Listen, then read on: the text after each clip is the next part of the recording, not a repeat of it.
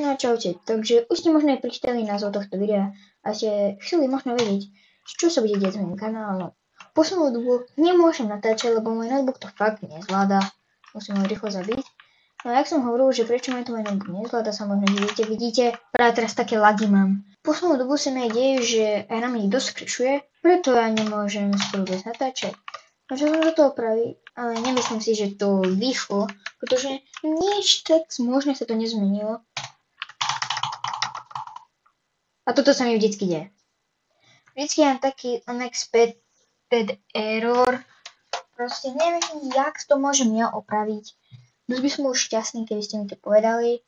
A skúsim, uvidíme sa, keď budem v ďalších hrách. No a dobre, takže už som na Silente, idem na Mindberry a pokúsim sa hrať tu. Na Silente som dobu ultra malé FPS. To je zle. Na Silente som mal najviac, ale teraz mám to skoro najmenej. A toto sa mi ide. Budem musieť iba Lunar Client používať. A možno ani videa tak moc nevidú. Tým rozmýšľal som na kúpenie si nového notebooku.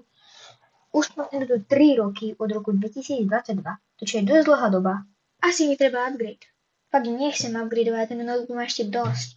Ale proste, fakt to už nejde. Chcem natáčať? Nemôžem. Chcem hrať? Nemôžem. Chcem niečo robiť? Nemôžem. Nič sa tu nedá robiť. Som za tým notebookom už fakt. Skúsim sa pokúsiť čo najviac na toho uploadovať len ako môžem.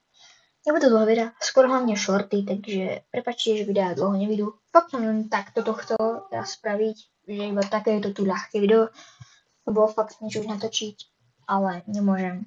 Takže keď mi napíšte do komentárov tohto videa, že aký notebook by som si mal kúpiť. Nemám taký veľký budget, pretože mám tak chcem, aby mi ten notebook udržal nahrávanie nad 120 fps. To mi stačí. Nad 120. Mi fakt stačí. Asi končiť, nie že budem končiť. Nedá sa to proste vôbec hrať.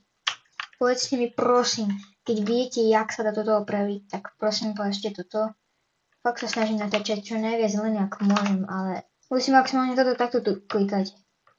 No a proste fakt, prosím mi povedzte, keď sa to dá opraviť nejak, fakt by som bol dosť happy. To je hard jak nič teraz hrať. No a toto je všetko, čo ja som vám chcel povedať. No a bol by som dosť šťastný, keby ste dali mi odber, dosť mi to pomohlo s mojou kariérou a budem sa tu skúsiť snažiť opraviť. To je tak všetko, také informačné video a čaute.